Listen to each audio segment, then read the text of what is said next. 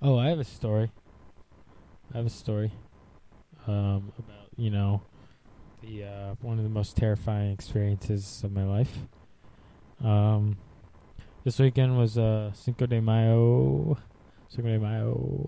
and I was hanging out with my boys, and we were chilling at our usual place, which is Starbucks.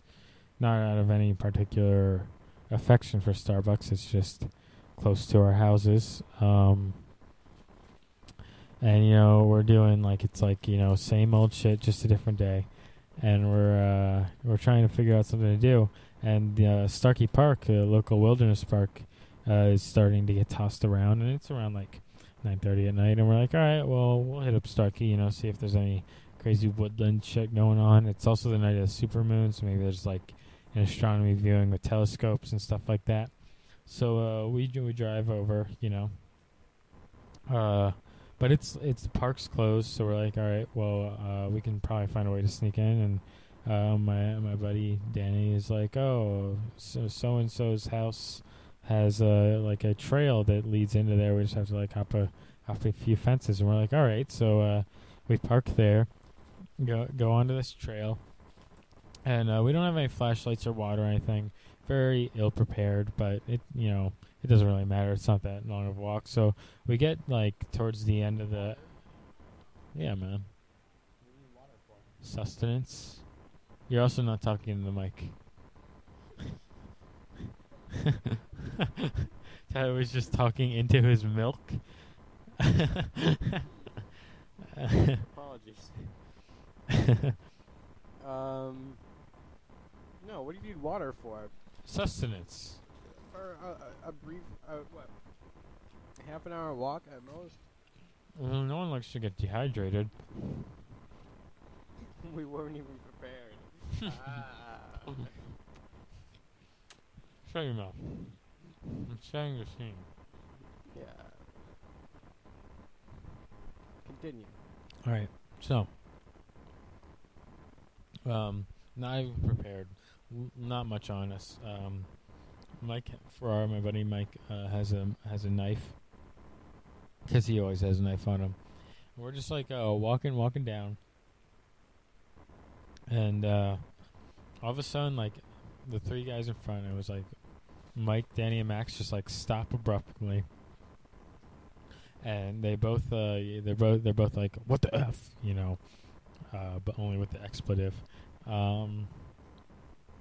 And I'm starting to get stared, and then one of them like screams, and then like there's this inhumane like half growl, third screech, Can it be inhuman? 2/10 hiss.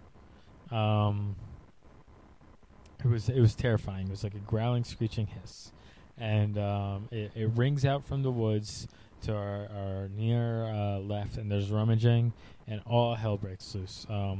Max and Danny take off. They're like miles down by the time I look up, and I go to run, and I collide into my buddy Anthony, and we both have concussions at this point. But climbed on him, and then you had a concussion. did I say climbed on him? I ran into him.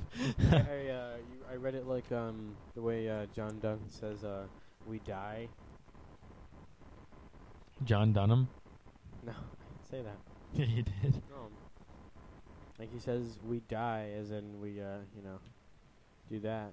So they're gone, and I start running after. And like Danny's like, Nathan, is that you behind me? And I'm like, yeah, man. And at this point, I'm realizing I hear no one behind me, so I figured Anthony and Mike were goners. I figured this thing had got them. But they eventually come out of the darkness, and we're all just like shaking, near tears, terrified, trying to get the hell out of these woods. So which we do, and then we sort of just ride in half hysterics, half silence over to Chick-fil-A to get something to settle our stomachs, and we order, and we're sitting down, and we figure out it's Cinco de Mayo, supermoon, perfect environment for the chupacabra. So that's that's why you sent me that video. Yeah. I see.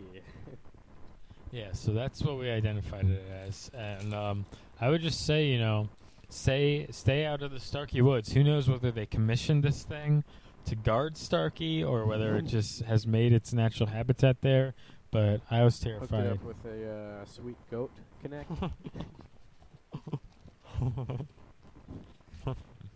That's funny.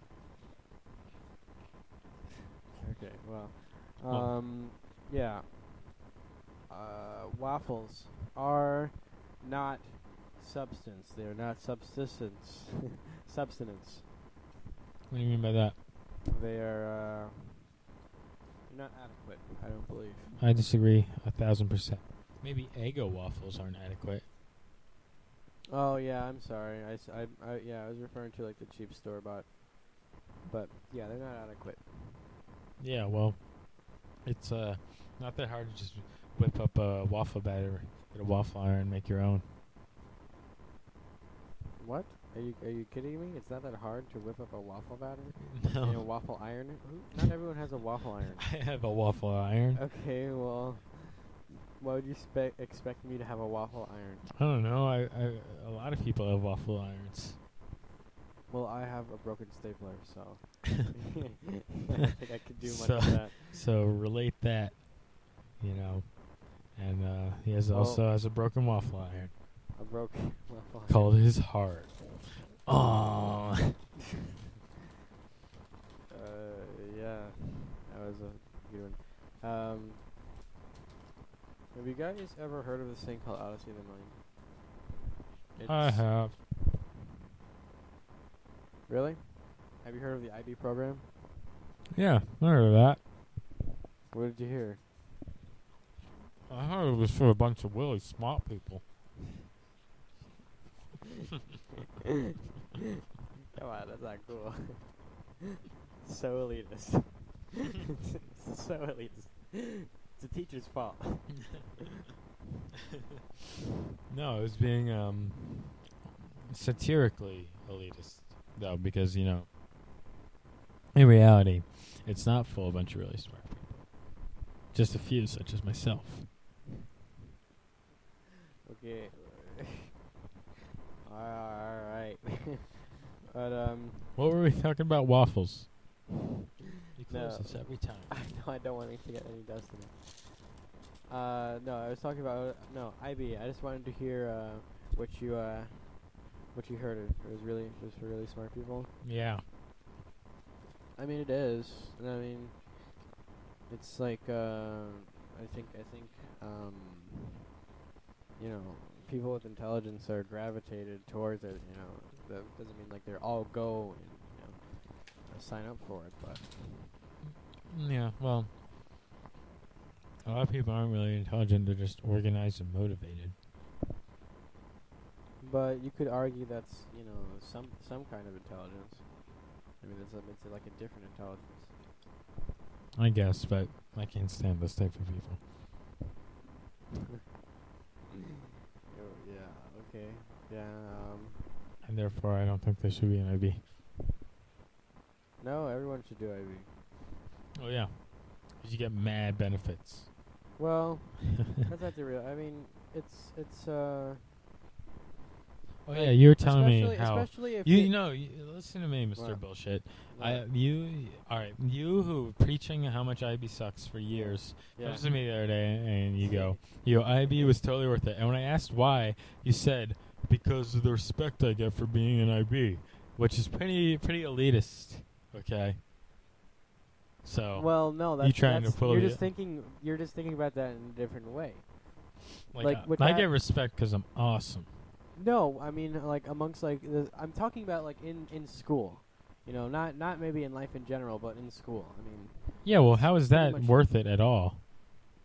Because like you're not like compared to some of the non IB or non like AP classes, the kids are kind of spoken down to, especially by teachers that have a split curriculum like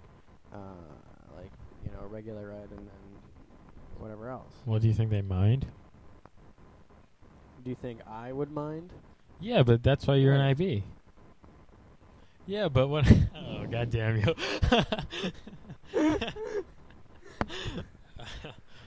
I hate you. No. Yes, that. But what I'm saying is you could actually do worked for once. Usually logic doesn't do much for you. What I'm saying is you could do IB or AP classes or dual enrollment classes and they wouldn't talk down to you. And there's plenty of kids who choose that path. Yeah, I guess you're right. I mean, the idea behind both of them is kind of the same. So what you're saying is just IB being at the top of where you can be for where your location offers is totally worth it. I mean, Because I don't know at the top. I mean, what if there's something greater than IB? It's hard. That would be hard. that's why I just The said top your would be hard to location. define. Your location. Even then, location's hard to define. Like Where you're zoned. What your reasonable opportunities are. Yeah, that seems like it would be in your best interest. I couldn't be certain, but I have no reason why not to believe that. Yeah, well, I mean, I regret doing IB. I wish I had stayed at River Ridge, because mainly because there is like sort of a pretentiousness associated with IB, and all the work I don't really think is going to pan out for me. Although there's not that much work. Yeah, but I mean, it's like more than regular classes. Plus, in regular classes, it would be so much easier for me to get it. It's more. Yeah, it's a hell of a lot more work than regular classes. But I mean, it's you don't have to. It's not that much that it's like a ridiculous amount. It's not. No, I wouldn't call it ridiculous, but I mean, I'd say that. I mean, sometimes it could be like tedious, or repetitive. Yeah, well, I didn't say it was ridiculous. I said that I don't think the amount of work that I do is going to pan out for me any differently than if I had chosen a different path. Well, we weren't talking about where it would take you. We were just talking about like. Well, I was choosing about why I regret. life. I was talking about why I regret doing AB, experience. and why I don't think AB was worth it. Oh, all right. Yeah. Like I could be doing AP and dual enrollment at River Ridge and get the same amount of respect and understanding from the teaching staff, I think. Yeah, probably. Especially if you prove yourself personally to be not, a Nimrod. Yeah. I don't know. Maybe it's like the location of our school, and the